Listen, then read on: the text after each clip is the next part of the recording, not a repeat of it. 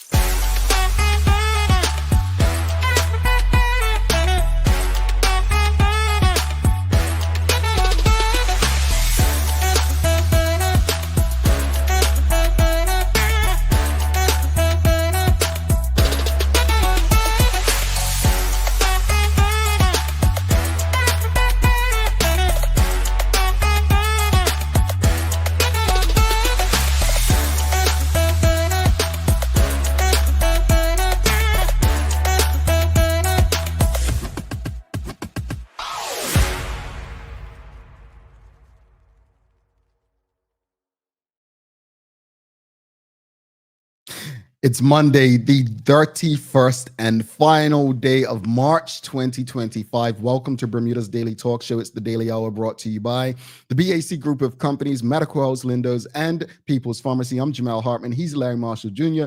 And Maya Palacio will be with us in a bit to bring you the latest in the news break brought to you by People's. How good is it, good sir? Oh, you're on mute. I don't know how that happened. Somebody muted you. Nobody want to hear you. Hey, good morning. Good morning. How's everybody? Well, I'm okay. I mean, you know, I'll tell you why I'm okay in a bit, but I'm good. How about you? You haven't been here in a while. Yeah, somewhat forced break, but there, things happen, change. But I'm back today. You know what I'm saying? Yeah. Is it pink or red you got on today?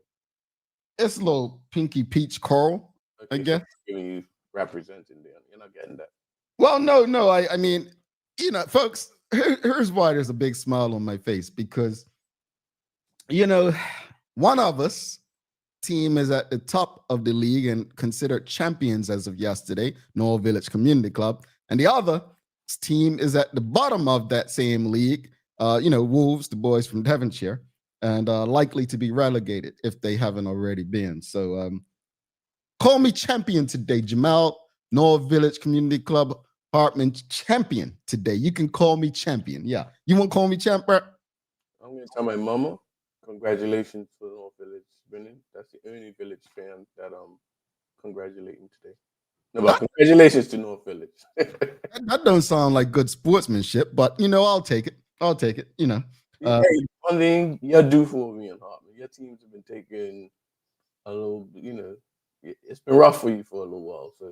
Yeah. From St. George's to my former team, Manchester United. Bay keeps me happy in the summer.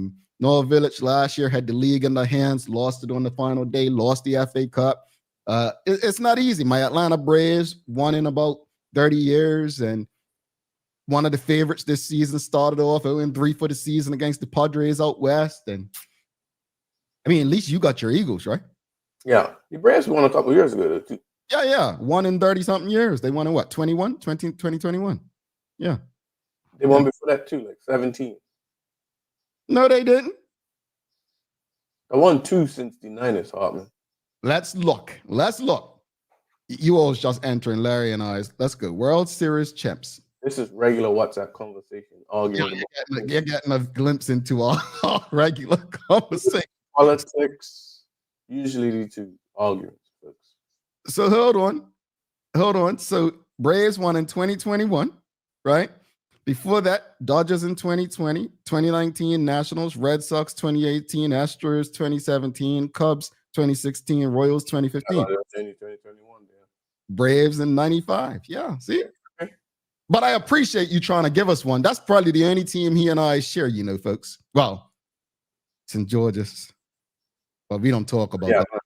We don't talk about that a lot. All right. Anyway, folks, greetings, everyone, and thanks for making us part of your daily routine. A good one today as we welcome Juanae Crockwell on. We're going to be discussing her candidacy in the last general election and her plans to stay engaged. So really looking forward to a conversation with Ms. Crockwell this morning. The Daily Play is Bermuda Trivia today. So also don't forget to subscribe on our website. Follow us on all of our social media channels to stay up to date with all that we have going on. Help us grow beyond the mic as we do our part to continue to improve our community. real quick, folks, today is March the 31st. All right. March the 31st is the final day to get the tickets at the price they are if you plan on attending the gala. I don't know, but I'm pretty sure there are very few left. But this is your opportunity to get them at the price they're at now. But we must have a conversation. Before we jump into today's discussion, I got to say something else too. So quite a few people on social media have been listening to the House of Assembly and the like, and I took the opportunity to tune in on Friday. Against my better knowledge and judgment, I did so. I must have taxed Maya, man. I'm like, yo, this is nuts. Like, so I used to listen religiously years ago, right? I don't know if you've listened like others, but I used to listen religiously. And I just was always fascinated with the way that they spoke to each other. Like these are legislators, policymakers, like people who are really charged with, taking care of the island and its people. When I tuned in the other day, I think it was Douglas DeCudo speaking. And I was just like, that couldn't be me, bro. Like I don't have the temperament. I don't have the temperament. But what I want to say this to the general public though, because I said this years ago. And I learned this from when we were fighting conscription in court. What you read in the newspaper, what you hear about on the news, doesn't really give you a true picture of what it said and what happens. It's like a court case, right? Most of the time, a court case, you're probably only getting 10% of what is like shared in that, like whether it's a murder trial, civil trial, you're only getting 10% of it, right? So I would encourage people, no different from the House of Assembly, to tune in. Because if it's one thing I recognize and I realize by listening to that House of Assembly on Friday, one thing, if nothing else, and I know Larry would agree with this, right? The One Bermuda Alliance will never, probably ever, regain government for one reason, if nothing else. They do not know how to respond when the Bermuda Progressive Labor Party MPs bring up race. Yep. That's the black MPs, that's the white MPs. The One Bermuda Alliance does not know how to respond to the PLP when it comes to race. I mean, whether it was Levita Fugger, whether it was Neville Tiro, whether it was Owen Darrow and connecting with his community, whether it was Kim Swan, the One Bermuda Alliance do not know how to respond to the Bermuda Progressive Labor Party on race. And because of that, the only way they can govern is to act like things don't exist. And that's the worst thing they could do. Exactly. That's the reason why, and it's interesting, with who we have on today, the independents and the FDN were able to make a good bit of noise and inroads, even though the final result didn't reflect that. It's the legit reason why they were able to make so much noise, because they cannot negotiate, handle, deal with the race issue. And you think they'll get it because they have so much practice, right? Right. Yeah. No, it was fascinating to listen to, folks. And I would encourage people, if you have the time, if you have the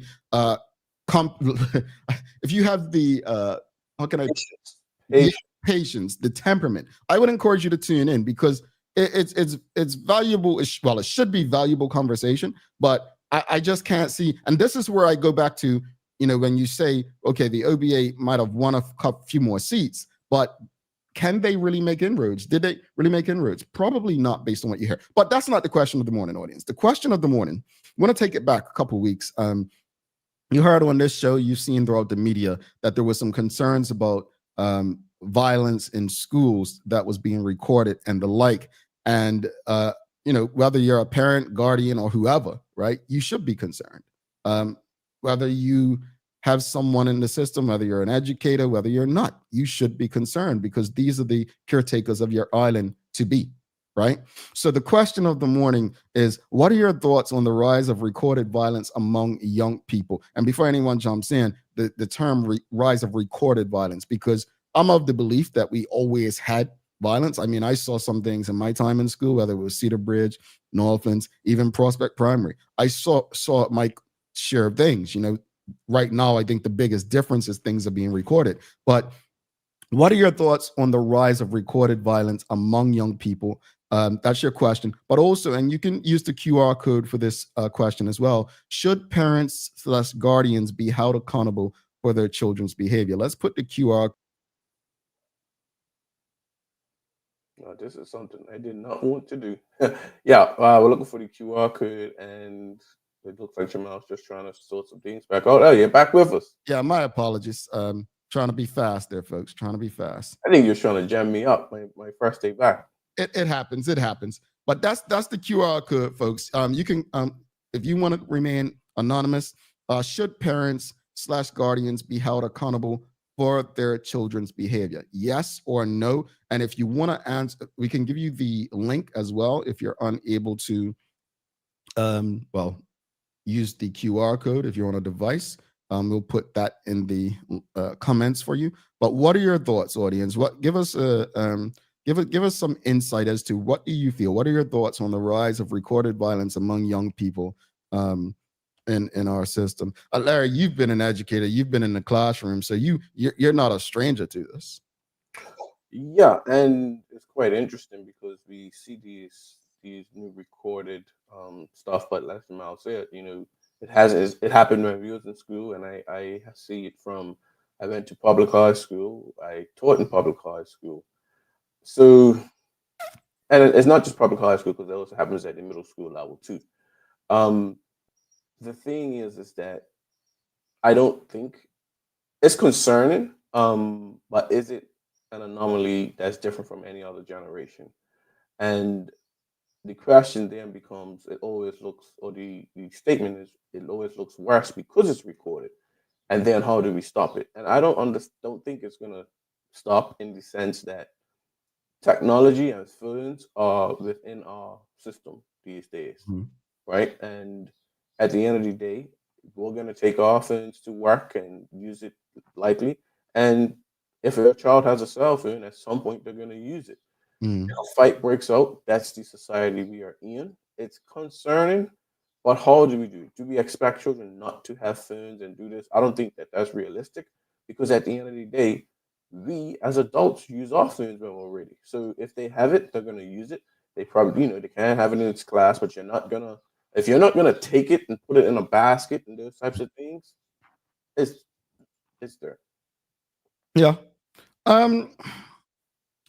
So I remember a time when it was just against every social norm for a child to have a cell phone. Now, I think a child having a cell phone is for their own safety, right? Yeah. So times and things have changed.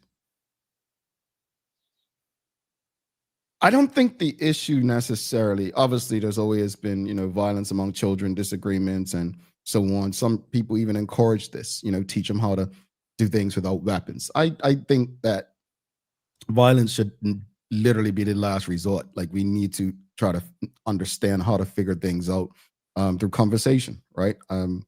Solving problems as good citizens of society, right? But I'm challenged here because I don't know if the focus should be on the violence or the fact that our first reaction is to record. Let me give you an example. So I moved in my new place back in September. And when I moved in, I was down waiting for my acai bowl at my local smoothie joint. And there was a guy walking up and on the street in just like literally underwear, like not boxers, underpants. And I'm just like, what the? And I was telling someone, I'm like, yo, where did I move? You didn't record it? And I'm like, but why? Because our first like instance these days, it seems to be pull out our phone and record it, because if you don't record it, it didn't happen. So how can society get upset with our children because that is what they see? Right. Accidents, murders, and people got their phones out. This is what they see. So they are literally a reflection of the greater community. So the phone issue, it's going to be there. The fighting is something that we probably need to tackle. So if that's not why they're pulling out the offense. Okay, fair enough. Let's go to the audience, see what the audience thinks. Well, we did ask also, should parents, guardians be held accountable for their children's behavior? WKD Lama, he says, or she says, yes, they should be held responsible. We've got Michelle White said parents should always be accountable for their children and what they do. However, where assistance is sought for obvious challenging behaviors, consideration of some form should be levied. Taj Donville Outerbridge says, why do these recorded fights always seem to involve public school students and not private school students? Larry, you want to take that one? At the end of the day, that's what gets circulated, right? The public school ones. We know fights happen in the private schools. Maybe not to the extent of the public school, but at the end of the day, that's what gets recorded, the public school ones, which I hate because it gives that perception of, that's what's happening. Because as I always say, when we have these topics, phenomenal things are happening in public education every day. Yeah, indeed. Let's go to Chris Gauntlet. That's a long one, so we'll read it from the side. OBA Sancho C34 says, depends how we define accountable. What penalties would parents be held into the event of actions by their children? Parents should certainly feel accountable for what their children do. That's how the Bermuda village used to raise children. You misbehaved during the day. Your parents heard about it by the time you got home, and there were consequences to misbehaving, and especially for violent/illegal behavior. Well, I think accountability comes in so many different ways. I absolutely understand and agree with you. But if a child's out there, look, there comes a certain point where you can't put it on the parents, right? You just can't. You know what I mean? But let's use an example where it's a teenager, someone who's old enough to be out the house. And we're not talking school now. We're talking 19 years old. And you know what that child's involved in, or young adult is involved in, but you're still housing them. Yeah, I think you should be held accountable as well. But a child of school age, where, literally you're their guardian, like you are responsible for them, feeding them, make sure they have lunch to go to school. What does accountability look like? I don't know. Does it mean parents should have to do some sort of counseling with the child? I don't know. It has to be something like that. I think that's where we may differ a bit. At the school age, if you're attending the schools, and maybe the schools have to put that within the agreements or whatnot, a security contract. I don't know how it goes now. But the parents should my child breach these things, this would happen, and it has to be allowed. It has to fall on the parents, because if it does not change, if the parents don't feel it, it won't change, in my opinion. We had these situations with the bathroom fights, and Hartman, we were transplants. We went to school one place, and then the next year we had to go, the other. And the bathroom fights were happening since the inception, right? And you knew not to go to the bathroom because this was going on at that time. Right? I think now with the recording, it has made it worse, but your child should be in a safe environment, right? And if the parents do not feel that consequence along with the child for those types of offenses, then that has to happen. You cannot control one's outside the walls, right? But within the walls of the school, when a parent sends their child to school, they should feel that that environment is safe. Yeah, indeed. I agree. We've got Suzanne Ingham says, learn to reason together. It helps to build communication and working through issues, problems. Okay. Rhonda Johnson says, yes, parents should be held accountable and responsible, but then we have to put parameters on what accountability means. Come before board or go to prison. Okay, no, she put something different here. Sorry, let's read it. She says, what does accountability mean before board to address your child's behavior or imprisonment? Okay, I think I got what she's saying. There have to be parameters. Appreciate that. Tanya Cheeseman says, when a child's parents are clearly not holding their child accountable for their behavior, then yes, they should be held accountable. We've got Taj Donville Outerbridge says, we need educators and family therapists trained in restorative justice practices. Accountability doesn't always have to involve punishment. I like bingo. Thank you for that. And I can't emphasize or highlight that part of his comment enough. Accountability doesn't always have to involve some form of punishment. It can be a recognition that something's wrong, and then what can we do to fix it? Brainstorming, finding ways to address it. Yeah. What I do think we can all agree on is, while we may not have actual data to say whether more fights are happening today than previously, what we do know is that they're definitely being recorded like never before, because obviously more access to devices and various forms of communication these days. There's two issues here, but the main one to I think most of us is the violence. The two issues is, one, the need to just record every and anything. And obviously the violence, which I mentioned.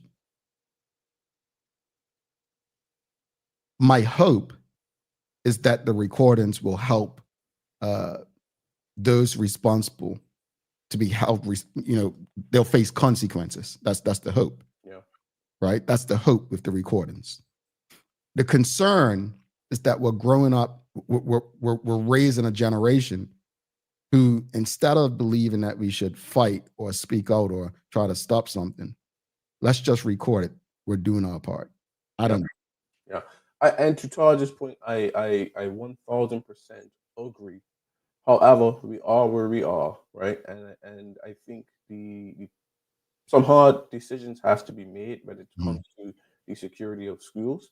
The security system is not working, and it's some things that people are not gonna like that probably need to happen. And whether we get the police stationed at some of the high schools, to sort of, they're trained to de-escalate situations. If crimes are committed, they can do it. The management stuff, and they liaise with the teachers, the principals, and different things like that. Something different has to happen, because again, the most concerning thing for me is the lack of safety within the schools. Once they leave, you can't, you hope that it's safe. But at the end of the day, when you walk in those walls, you shouldn't have to be scared to go to the bathroom because somebody could come in that don't like you and you get jumped. Nonsense. Yeah, for real. We got to bring Maya in for Daily on Newsbreak. This was your daily discussion, brought to you by our friends at Titan Express and Secure Trucking. The daily discussion is brought to you by Titan Express and Secure. Visit TitanEXBDA.com, your leading tour and transport provider specializing in Black History tours throughout the island. And SecureBDA.com for all your property management, waste management, residential, and commercial trucking needs. Professional, punctual, and reliable service is our commitment to you. Alrighty, let's bring Maya Palacio in for the Daily Hour Newsbreak. Don't forget, we've got Juanae Crockwell coming up. Looking forward to speaking with Juanae Crockwell about her candidacy as an independent candidate, but also, life since the election and what she plans to do to stay engaged with all of us.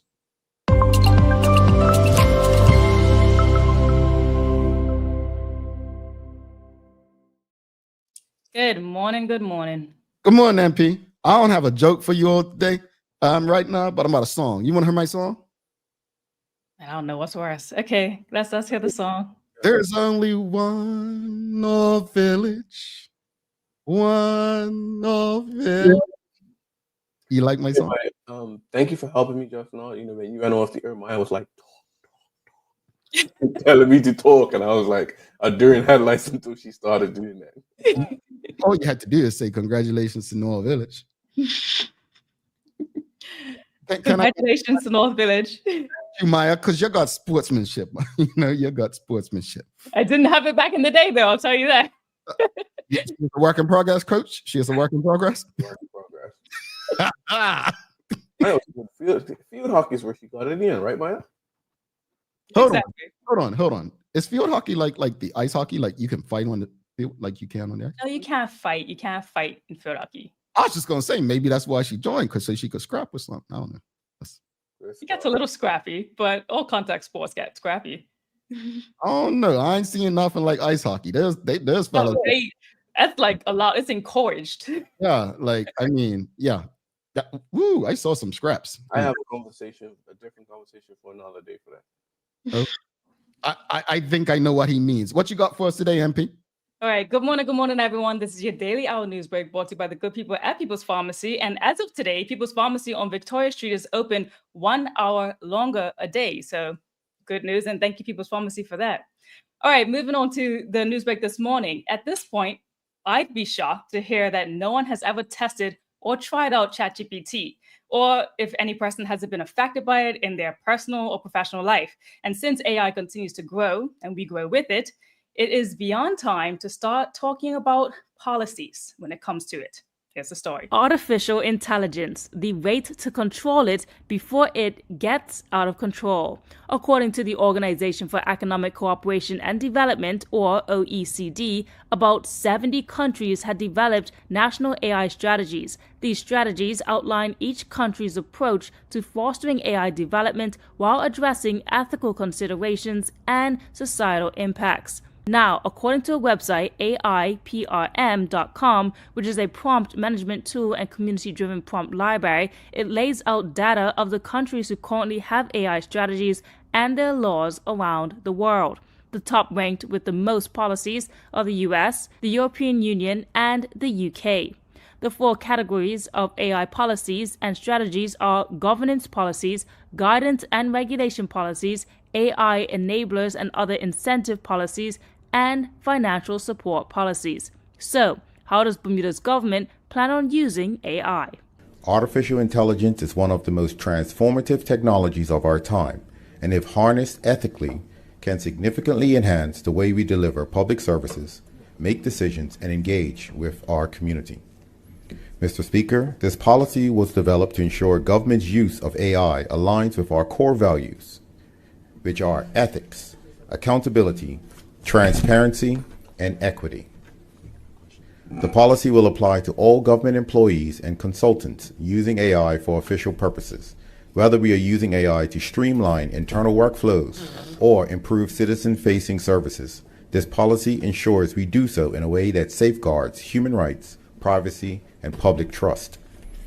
AI technology has rocketed to the forefront this past year, especially with the introduction of ChatGPT, and many worrisome cases on the misuse of AI have been on the rise. There are a wide variety of AI platforms and AI tools to choose from now. But let's talk about money. How much will an AI policy cost? According to the site we previously mentioned, most countries have a yearly range of more than $1 million, some as high or higher than $500 million for their national AI strategies. Ironically, as the many discussions that centered around AI taking jobs, in Bermuda's policy, a human need is critically mentioned, alluding to the theory that yes, AI will take jobs, but it will still need to be managed, therefore opening the gateway to new careers. Here's what's to be expected within Bermuda's policy. Key features of the AI policy include a human-in-the-loop approach, assuring that AI decisions impacting people's rights or government services are always reviewed by a person.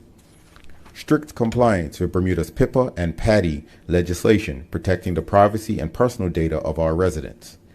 A strong emphasis on transparency, requiring AI systems to be explainable and auditable.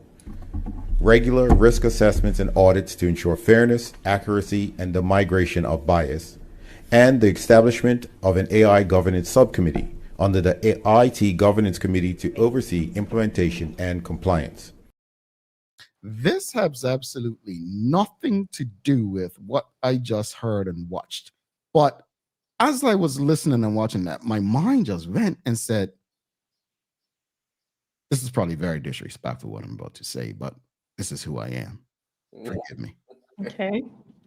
I just feel like they're going to be using ChatGPT and AI to govern. I'm sorry if that sounds rude or wrong, but I feel like they're going to be turning to ChatGPT and AI to govern. It's not a fall off theory. It's not. I believe I was watching some people in Parliament in the case. I believe it was I can't tell you exactly where. I know it's somewhere maybe in the UK, but where they kind of called out someone for using ChatGPT in like the House in something that they must have sent out because it had the prompts on it as well. So it's it's not far off as a That's use a as a tool. scary thought, though. When you say govern, you mean like to help with writing legislation? Like press conference or writing legislation. Creating legislation, looking at things like, again, it's like Google. AI is like Google on like steroids, right? Yes. Like, Google will give you so many different options. AI literally types out exactly what you're looking for, and I just have a feeling. Again, I hope I'm wrong, and this is no disrespect to any politicians, but we live in a time where, did not the government say that we're looking to AI to streamline things? Well, I'm just saying, folks. So if they're using it to get ideas, then come on, that's why do we need you? If they're using it for other things, then I can see where it's beneficial. Because again, we have to move with the times, right? But I could see exactly where you're coming from, and I think at the infancy stages, it does become scary because we don't know what's coming, right? Well, in full transparency. So I'm gonna answer that because Charles H. Jefferson II says, I've wondered if some of the speeches we've heard lately have been AI generated. So full transparency, I really don't care what people think. Most of my thoughts are mine. And when at times, I'd be like, hey, Maya, what are your thoughts on this? Oh, no, ask ChatGPT. And so I do engage with it. Yeah. But for the most part, What's your thoughts? I have to use my thoughts because look, I don't agree with you two, let alone a damn computer. So me and AI, we don't see eye to eye, so it's pretty hard. However, it is a good guide. But there's something that you can always tell. Well, there's that part, especially when you talk as much as me, you can tell if it's not me. So it's hard for me. The government, if you start to see some things that make sense, they're using it. Maybe it help them. All right, maybe use ChatGPT, Gov, because it might help Bermuda. I'm just saying. I got out of debt. It talked about it when it came to like using overseas contracts and stuff like that within our policy. I know the minister had mentioned that, and then on the website that I even talked about and what they have under their policies, their 4 ones, yeah, it does kind of allude to things like legislator and like using things in that sense. And what our minister said, being transparent and using it ethically. So what will be those policies underneath telling us when something has been used with AI then? So yeah, these are all things to consider, all things to really think about because it's literally happening right now.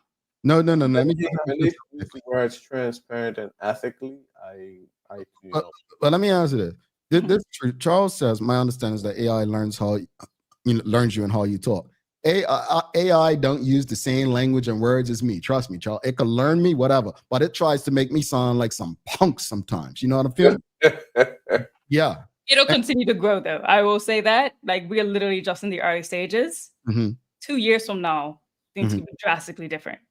But true, and I think my uniqueness is I actually love to write. You know what I'm saying? And so for me, I have to feel like this is me talking. Again, anyone else, do that. Now, if it comes to a math equation and my taxes, you're damn right I'm using AI.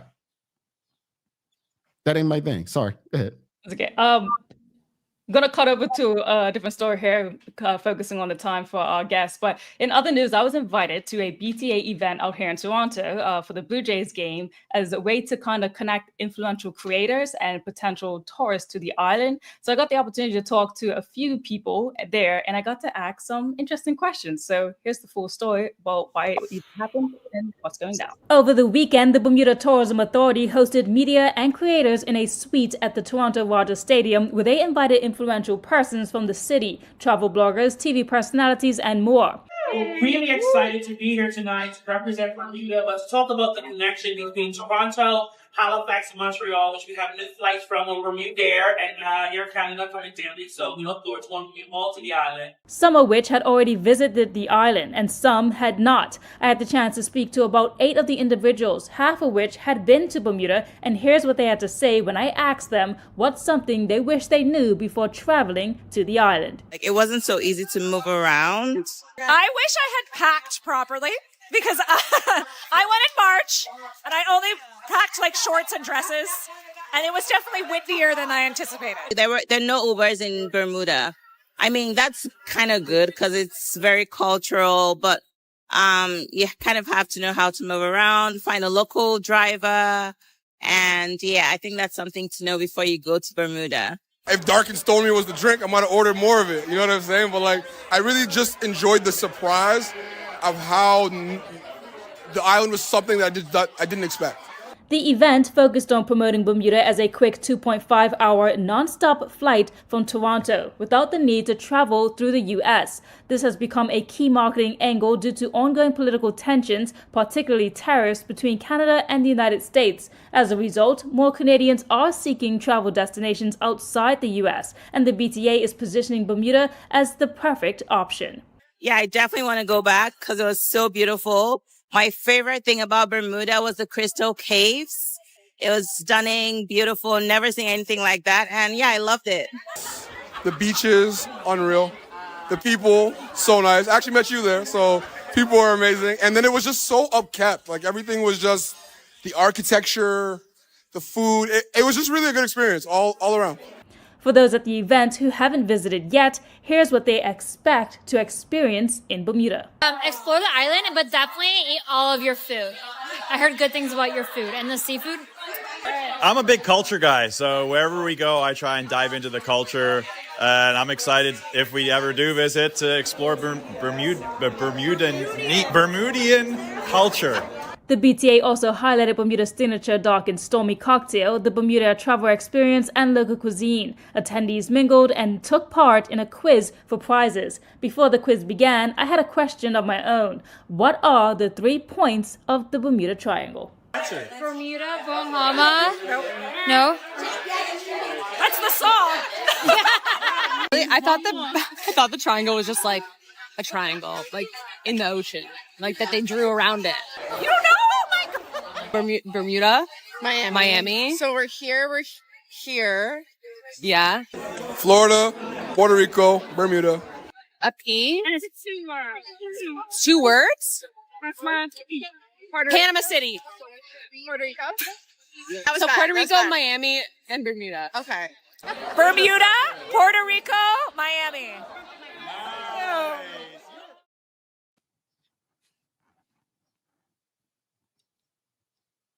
Shall I move on to my next story? Do you guys want to comment on that? All right. So, no, I mean, good stuff, MP. Good stuff, MP. I have a lot of questions about that, but I'm gonna let the BTA enjoy the glory on that. But you all heard the rumor. Last time I heard it was a rumor. It was Michael Fay was going to be a candidate for the OBA, but I heard a rumor this weekend that the CEO of the Bermuda Tourism Authority apparently office cleaned out or something. But you all go look at TNN. TNN had something up there, man. I was like, woo. I'm sorry. That was the real gossipy. I'm sorry. But it's true, folks. Go over and look at TNN. Yes, there's a story about an alleged something that happened within BTA. If anybody in town right now, go, stand outside the BTA office. Apparently, according to TNN, there's a big meeting going on and some stuff happening at BTA offices this morning. So, if you see security walking somebody out, a little short hair, pretty smile. But if you see something, you didn't hear it from me. You saw it on TNN. All right. Anyway, go ahead. Sorry, man.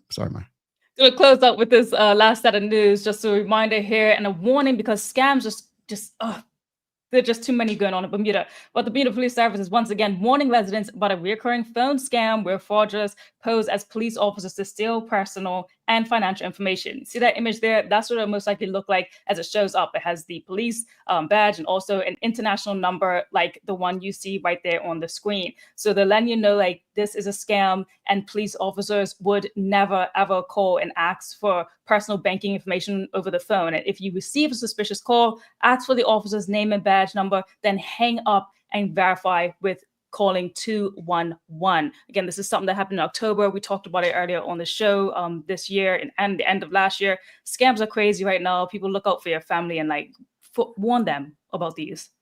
Yeah, I don't think a police scam will get me. We might get you, but you got parents, you got other days of year, Larry. I do. Sorry. Today is National Crayon Day, which makes you think about your favorite colors. So to you two and the audience, I know you don't use crayons anymore. In remembrance of National Crayon Day, what was your favorite color or crayon that you used to pick growing up? Favorite color? I don't think I had one. I used to be like a greeny orange guy. And now I just always wear black. I don't understand. So my son would tell you. Everyone wears black. It's not just you, Marshall. It's okay. No, but in terms of what I wear, that's different from having a favorite color. Like I look whatever's gonna look good on the dark, chocolate skin. That's what I put on, folks. So I'm just saying, pink, black, you name it, blue. I'm gonna put it on. White when it's time, but favorite color. I would say I don't have one. Yeah, I'm gonna say I picked up magenta a lot. I think magenta or indigo because my sister's name is obviously indigo, so she picked up that a lot. So I think I may have picked up that a lot. But crayons all have different colors. I mean, names, which is really cool when you get the big box. So for those in the slow corner, what color is magenta? Magenta is like a pinkish. Oh, that's what reddish, I said. That's what I thought. Purplish. See, you got to stick to the regular colors for people like me. All right, you can't be talking about lavender and magenta and all like what's this other one? Primary colors now? Yeah, primary colors. Yeah, give a brother that. My level is not what you all is. We got Mark Arthur C. Phillips. He says blue. Classic. Umber says Rosaldo 7. What's umber? Google it. Is you all think I'm joking? greenish color. Ooh, I don't remember. You got purple. Karen Simmons. No, it's brown. Magenta, yes. How did I'm on the magenta plan at T-Mobile. I knew that. That's what I'm telling you all. That's what I'm telling you. Yeah. All right, MP. We'll see you soon. See you soon. All right. My Palacio, folks. Folks, we've got very special guests coming up. Thank you so much to Juanae Crockwell for making time for us, having patience with us, because you don't want to miss this. In the meantime, do us a favor.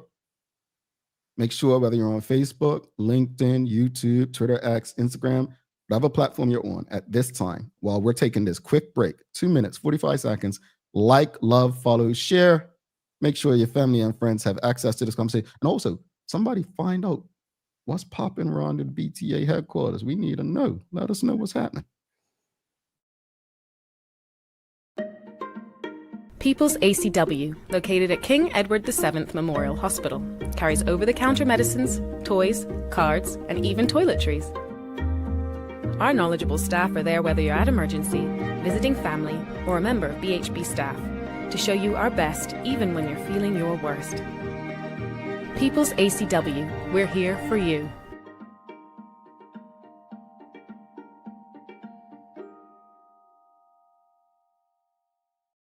Hi there, welcome to Medical House. We're located at number 6 Bakery Lane. I can't wait to show you all of the great stuff that we carry. Come on inside, let's see. Long days, long shifts, you no longer have to endure comfortable underwear. Designed by nurses, we now offer premium undergarments by Swoop that are unique, fun, comfortable, and functional. The only underwear you'll ever want to wear. Who says high-quality functional products can't be stylish and comfortable at the same time? See it all at our new expanded location on Bakery Lane. Discover Drop It, your go-to grocery delivery. Browse and select from a wide range of groceries, from fresh produce to daily essentials. Our friendly drivers deliver fresh groceries to your door fast, saving you time and hassle. With Drop It, you get fresh groceries delivered fast, so you can focus on what really matters. Drop It, freshness at your doorstep, delivered to your door with Lindo's. Why go anyplace else? Unlock your business potential with BEDC's General Microloan, offering up to $30,000 for Bermudian small and medium businesses. Whether it's for inventory, working capital, or equipment, we provide 100% guarantee on approved loans. Simple application, low interest rates, and fast processing. Apply today and make your business dream come true. Bermuda heat is no joke. Is your AC ready for summer? A quick tune-up now can keep you cool, save energy, and prevent costly breakdowns later. Call 2920881 or book your service online at bac.bm. Join us as we celebrate 5 years and 1,000 plus episodes of community conversations on Bermuda's daily talk show. The Daily Hour Gala takes place on April 26th at LF Wade International Airport. For more information and advance tickets, please send an email to admin@bermudacommunications.com. We look forward to celebrating all that's great about our community with all of you. All righty, welcome back to the Big Show. Thanks again to every last one of you. He's Larry Marshall Jr. I'm Jamel Hartman. It's the Daily Hour brought to you by the BAC Group of Companies, Medical House Lindos, and People's Pharmacy. Don't forget to subscribe on our website. Follow us on all of our social media channels to stay up to date with all that we have going on. Help us grow beyond the mic as we do our part to continue to improve our community. Without further ado, let's bring in our very special guest for the day. She was an independent candidate in the general election on February the 18th, 17th, one of those days. But let's give a warm TDH welcome. Welcome back, Juanae Crockwell. Oops, sorry. Here we go. I'm sorry, I'm honking. I'm acting like a Bermudian. That's what we do. How are you? I am good. Good morning, Jamal. Good morning, Larry. Good morning, listeners. Happy Monday. And a happy Monday to you. I love the smiling and good energy you bring. I love it. I love it. I saw you recently on somewhere. You were doing an event recently somewhere, right? I do lots of events. Maybe it was Saturday. We had our Her Story, the Women's Resource Center had the Her Story Women's History Festival, and then a couple weeks ago we had our International Women's Day celebration. So it might have been one of those. You just stay busy and not a busy like, oh, look at me. It's a busy where it's actually effective work that's taking place. So I love to see it. And as we jump in, before we jump into today, I gotta ask you, what's your favorite color? My favorite color, I knew you was gonna ask me that, so I was preparing, right? So my favorite color now is yellow, right? Like sunflower yellow. Okay. But when you guys were talking about the crayon and like what color crayon you used to use, aqua was my jam. That was it. When I was younger, I loved that aqua crayon. I don't know why, but it was just really pretty. Okay. I'm not a primary, but at least I know what aqua is, folks. Yes, you know what aqua is. You know what aqua is. I learned that because that's what people used to say the color of Bermuda's water was. I was like, really? Aqua. Yeah, maybe that's why I liked it. That's how I learned it. But okay, cool. She didn't take me for a loop like some of you all in the audience did. But let's jump into today's discussion. You put your name out there. You put your name in the ring to run as an independent candidate in the general election. We had a conversation with you. I think so many were excited about your candidacy. However, the result didn't necessarily go in your favor as far as putting you in the House as a member of Parliament. You had 4 women. I mean, that's probably historic. I don't know if anyone's shared it, whether it's historic or not, but yeah, 4 women. Apparently, it's the first time that's ever happened. You were part of history, and I think that's something that will be talked about for years to come. That said, what was your immediate reaction or feeling toward the election results, not only in your constituency, but overall for the night?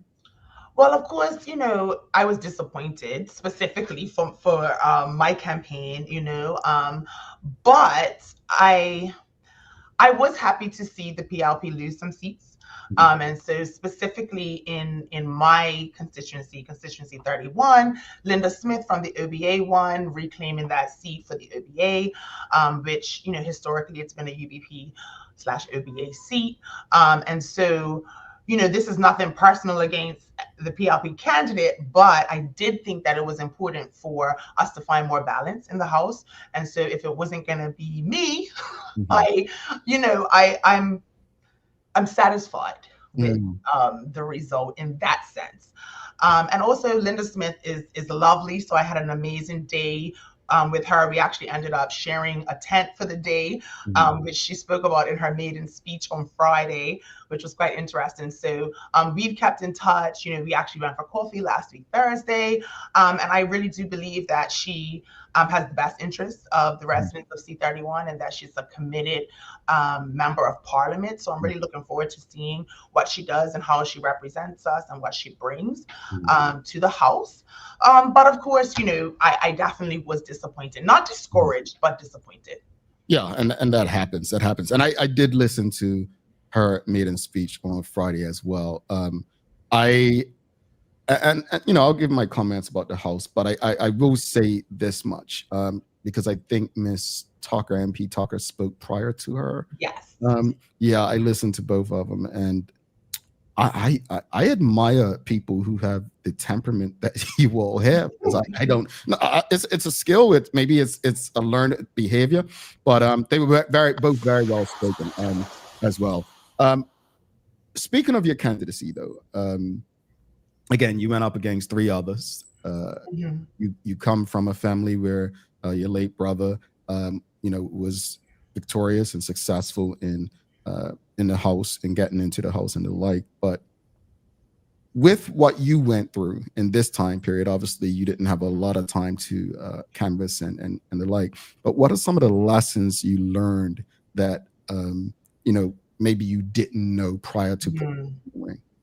So many lessons. I mean, this would definitely be one of those experiences. Like when I write my book, there's going to be a whole chapter on election 2025. I think what I learned was that the electorate, even though we may express dissatisfaction, we're more conservative in the way that we vote than I expected. And so, on the doorsteps, I felt like people really resonated with the independent movement and they wanted something different, but that didn't translate to votes.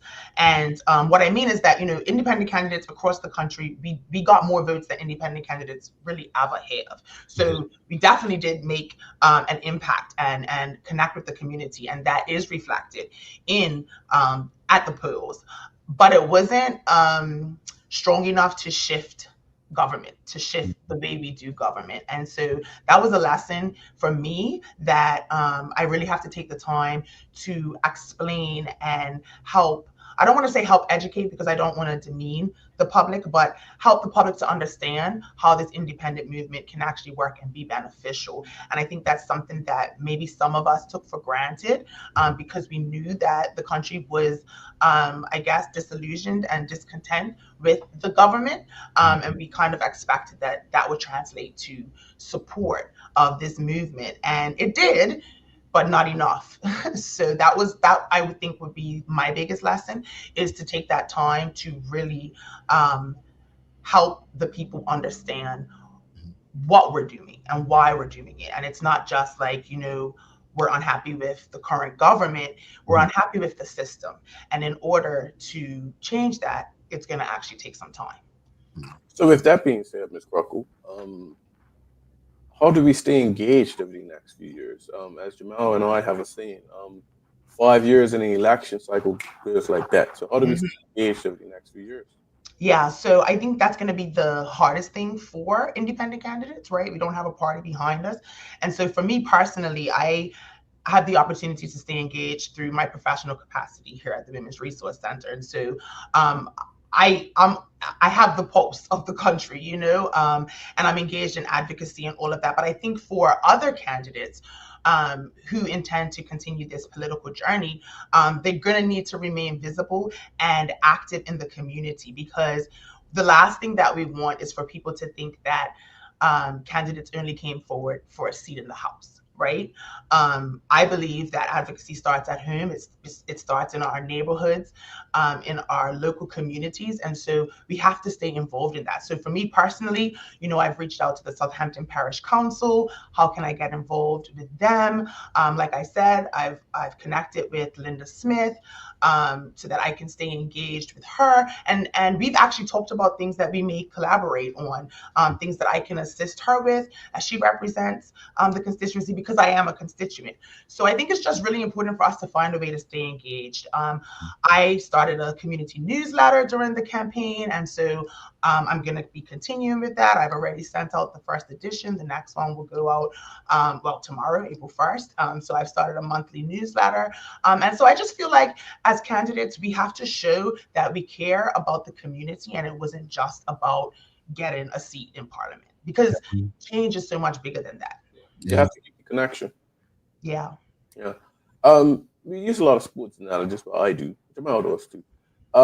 But in sports, sometimes you put in the effort, you have a good performance, and the end result doesn't always go. It doesn't reflect. Right? My current golf games there right now, right? But despite no independent candidates winning the seat. What makes you believe that this movement can be effective in years to come? Well, the votes that we did get is an indication that there is interest, right? So we got about 10% of the vote. And in some constituencies, I had 144 votes. One of those was mine, so 143 votes. And so I think that shows that there is interest. And so, like I said, maybe a bit more strategy. It's hard because we are all independents, genuinely, despite all of the, rhetoric and rumors. We are all independent candidates. And we did come together for the election to talk and support each other. But we're going to have to work on what that looks like over the next, 4 to 5 years. But beyond that, I think, like I said, it's about connecting with the people to understand what their concerns are with the independent movement. Like, what was it that prevented people from checking that independent box? And being able to address those questions and concerns so that by the time the next election comes, people are not only confident in the independent candidates, but confident in how government would work with independent representatives in the House. And so I think that's where we're at. And the election results showed that there's an interest. And so we can build on that.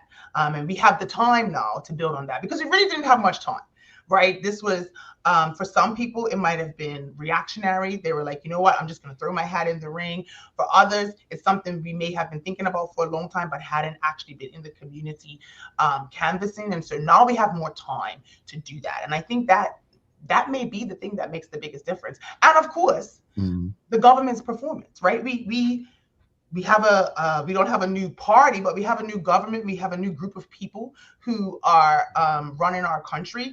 And if their performance improves, then maybe the necessity for the independent movement might diminish. I don't know. In my conversation with Linda last week, I told her, I said, I've said from the beginning that I will run at least one more time.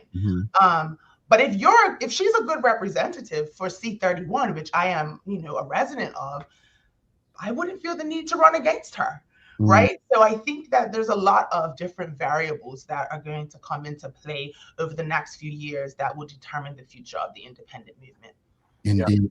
Yeah. Interesting that before you get in, Jamal, it's interesting that you did bring up the preparedness piece and the how government works, because in my circles and for people that I was talking to, that was an area of concern. Yes, we know that we're not happy with the government, we're not happy with the other option that provided, but do we understand or know how government works? And I agree with your statement of, that's something you need to work with, because I think if you show that, I think you can grow. But to your other point, if the government miraculously turns around and pleases everyone, it's going to be a rough way up. Yeah, totally. I want to go to the audience real quickly. An audience, if you have any questions or comments, please send them through. Michael Daniels is asking, is there a specific topic that you are drilling down on? Great question. So for me, this campaign was about systemic change, about the need for us to shift from, toxic party politics to more independent, nonpartisan leadership. And so that will always be my main objective.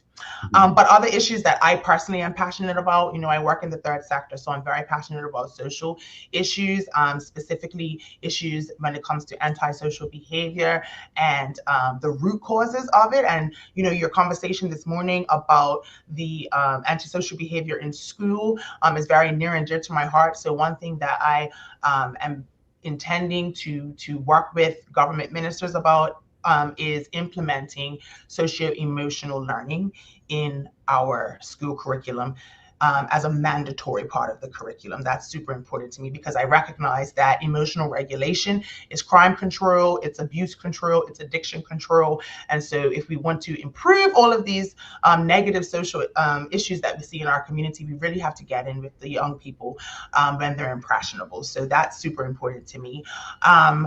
Of course, education, important to me as a mother. So being able to stay abreast with what's happening with education reform is something that I will continue to do.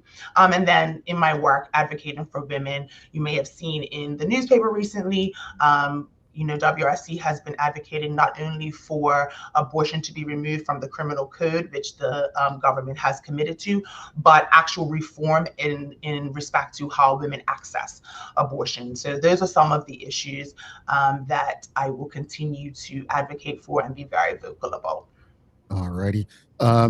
Derek Hendrickson says, but are you independent just running against the individual constituency representation or the organization party as a whole? So as an independent, for me, and of course I can only speak for me, I was running against a system, a system that I think has proven and continues to show is toxic and ineffective. If you listen to the House of Assembly, as I know, Jamal, you said you were listening on Friday, and I mean, all those hours spent going back and forth, my goodness, we could have used that time to really solve some, or even just discuss solving some major community issues. So for me, I'm running against the system. And so my comment about, if our representative represents us well, will I feel the need to run against her?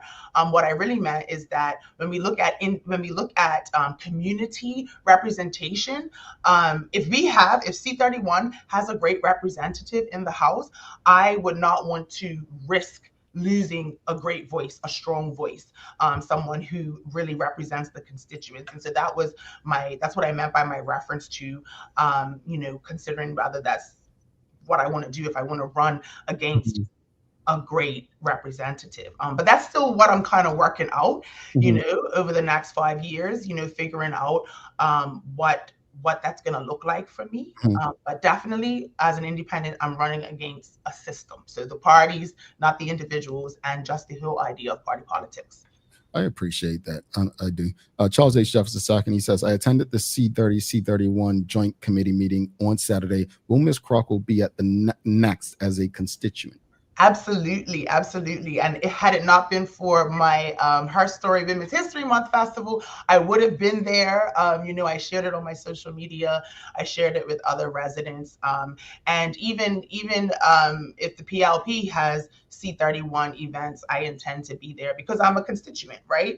And also I want to model what active engagement looks like from a voter's perspective. We don't, we can check the box on election day, but we should also stay engaged. So when the parties or the candidates have opportunities for us to connect, I really think it's important for us to connect. So I will absolutely be at the next one.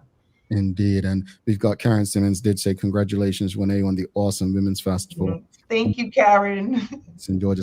Juanae, there are people who are going to be tuned in right now who, like Suzanne Ingham say, I love the way Ms. Crockwell thing's awesome, but how can people who, like, obviously they love you to stay engaged, they probably want to work alongside you, support you and the like, what's the best way to go about engaging you and getting things done, not just in your constituency, but for the greater good of Bermuda and women in Bermuda?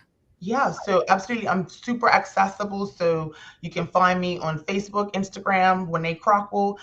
Those are my handles. But also I still have my website up, crockwell31.com. That was the website that I created during the election. And I will be updating it a bit to be less election focused. And so people can still connect with me via the website. Also, you can give me a call, 591-7167. I'm very, very accessible. And as long as you're coming to chat with me with, a solution focused mindset, then we are good to go. Like, I'm just not here to moan and groan and complain. I want us to be solution oriented. Indeed. I wish this conversation go on, but what I'm encouraged by, I hope that we can have you back on in a few months, because there's a lot going on. I mean, the budget's coming in May, the House is set in May. As we enter into the summer, there'll be a lot more debated things going on. And I value your insight. I really do. I appreciate that you represent a sector, in my opinion, that honestly just has not shown an interest in the political cycle. As you saw in the results, percentage-wise, people just seem like they don't care. They're not interested. And despite the Bermuda Progressive Labour Party winning 25 seats, the second most they've ever won, I think the most important number is those who did not vote in this general election. With that said, before you head out, one of the things that the PLP have been very great at is canvassing when there's not an election, meaning, if it's Connie game, cop match, out drinking, socialize in the community. But also, as I said to Larry earlier, one of the things that the OBA is challenged with is they don't know how to respond to race-related stuff. When you see those two things, right, that the PLP do so well, one, they engage the community beyond politics, right? But also they know when to stay on brand with the racial topics and the like. How do you move knowing that that's the case? How do you move in as an independent, as a person who's involved in the community? How do you respond to that?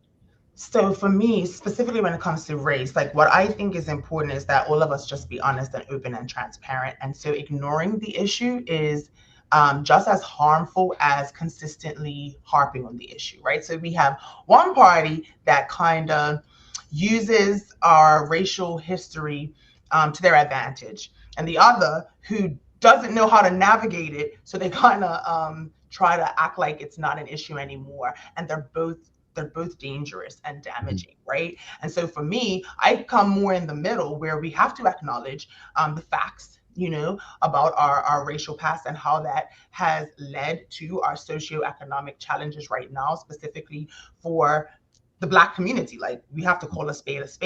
But at the same time, we also have to recognize that when it comes to politics, we serve all people. And Bermuda is, made up of various different racial backgrounds and ethnicities. And so as a representative, it's my job to be able to connect with all of that. And so I think that both parties are failing in that sense. You have one party that, is super, super connected with one segment of our population, and in some senses alienates another. Actually, both parties fit that description. They both connect with certain demographics.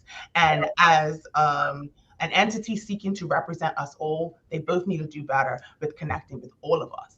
And so I feel like, as at least myself as an independent candidate, yes, I am a Black woman, but as I move through the community, I serve everyone. And I think my track record speaks for itself. And so many other independent candidates have the same kind of track record. And so I think it's just more about being direct and open and straightforward when it comes to that.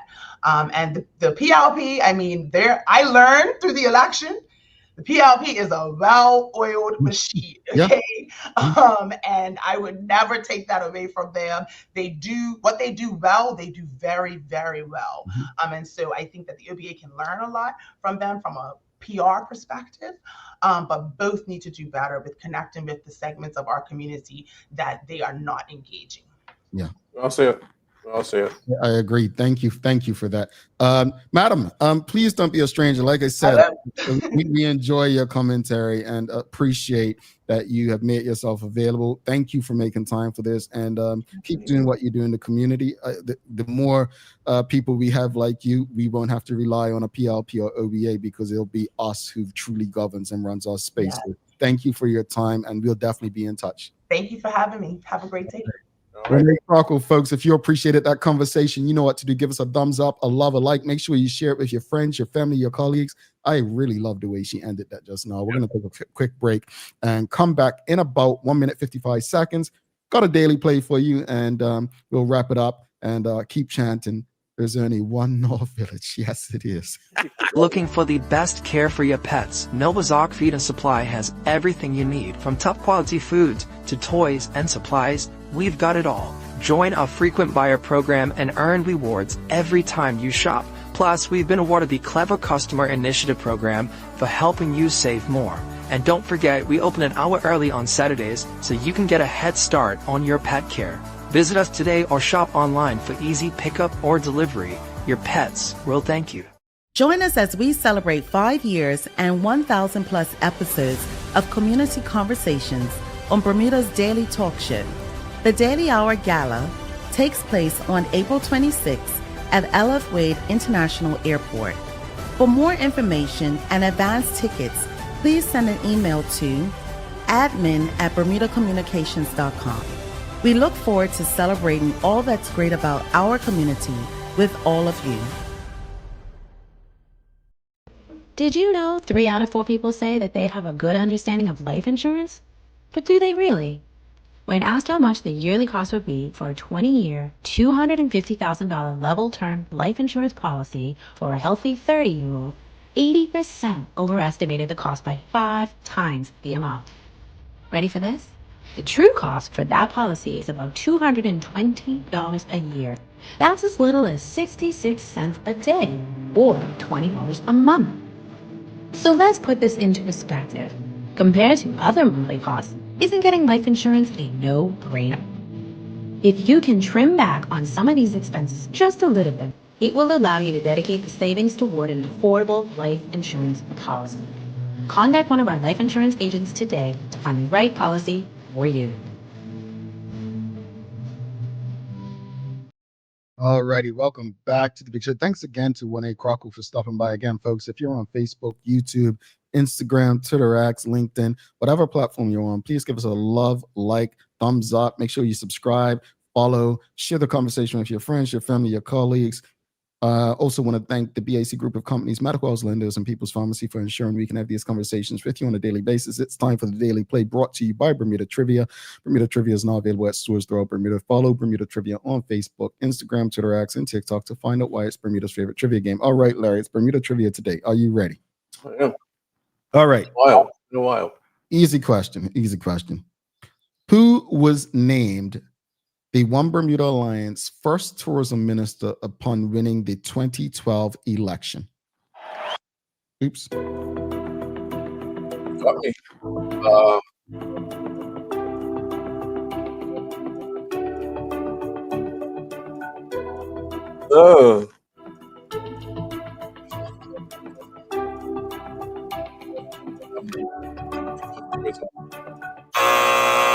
No one in the audience? Grant Gibbons? What's that? Grant Gibbons. No, he has education. It was Sean. Yeah. Sean Crockwell. Sean Crockwell was the. I thought it was a hint because of the guest today. I thought it was a hint. No, Sean Crockwell was the late Sean Crockwell was named the tourism minister when the One Bermuda Alliance won in 2012. I mean, as many times as this guy has changed political parties, no, he hasn't been the One Bermuda Alliance, not Jamel Simmons. Faith. So I had Shonette Balfour Dodwell. I knew he was the BTA person during that, but I knew he wasn't, but he was in my mind. Yeah, he was the chairman. That he was named the chairman. Yes. But let's wrap today's conversation up. Final thoughts on the recorded fights among young people, and then obviously the conversation with Madam Juanae Crockwell. Yeah, the recorded fights is just unfortunate. We would like to see less of this, but for me, more important, focusing on the safety wall within the school walls. I think that will then decrease the recorded fights. As it relates to Ms. Crockwell, I appreciated her plan that she laid out for moving forward. And as we know, you can't come 2-3 months, even sometimes 6 weeks, 4 weeks before an election and expect to gain the interest of the public. And I think with her and some of the independents staying engaged, even the FDM putting a reply out to not the budget. They put out a speech in reply to the government, and I think that's encouraging. So I'm interested to hear what Ms. Crockwell, in the future, what she's gonna do. So yeah, it was a good conversation. Yeah, as it relates to the recording and the children and the fighting, look, I think every generation is a reflection of who's raising them. Mm-hmm. That's just the reality, folks. Like, I'm an adult, right? But we're all products of our environment, but we don't have to be. And the thing about children is they're like sponges, their minds, right? So they're gonna take on what they see, what they value, what they feel, and especially, as someone said, in a social media age where everything's about likes, views, and clicks. So it's important for adult involvement. It's important for responsible adult involvement to ensure that children understand the impact of their actions. And as someone said earlier, was it that I think it was Taj said about punishment. accountability doesn't necessarily mean punishment.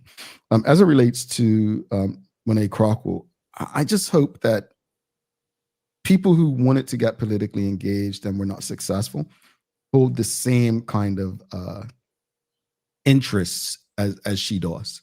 Hopefully it's like not this one-time thing. I hate to bring up the FDM, but a lot of people kept talking about it for 5 straight long years. Well, where have they been? Where have they been? Where have they been?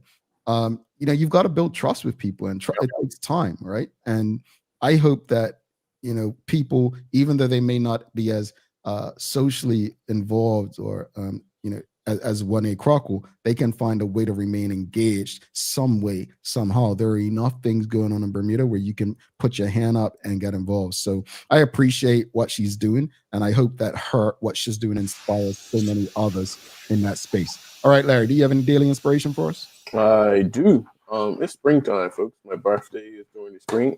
Thank you last week for the birthday shout-outs, folks. But this is from Margaret Atwood. In the spring, at the end of the day, you should smell like dirt. Get outside, folks. Yeah. I mean, we had a record high, the most pollen that we've ever had in the Atlanta in the history. So, I mean, if you got allergies, take your, was it called Clarity or Zyrtec?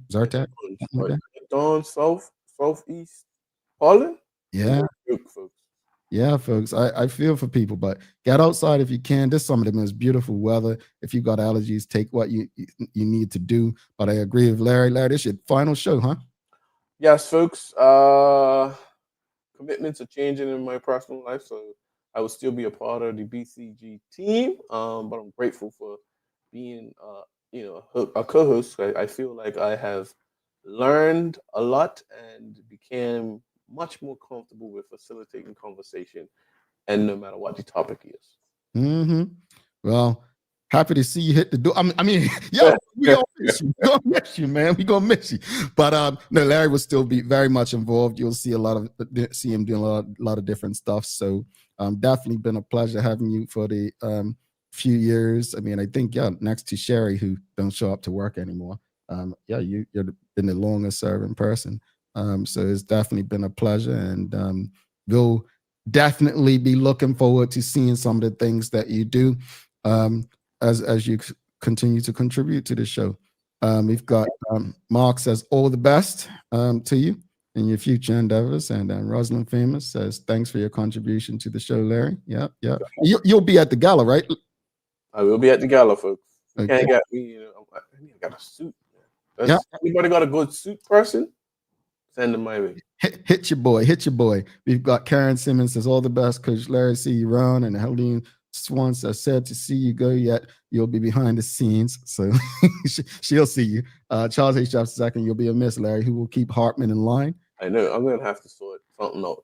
All the best. That's Juanette Bell. Well, folks, don't forget to subscribe on our website. Follow us on all of our social media channels to stay up to date with all that we have going on. Help us grow beyond the mic as we do our part to continue to improve our community. Thanks again to the BAC Group of Companies, Medical House Lindos, and People's Pharmacy for ensuring that we're able to do this with you on a daily basis.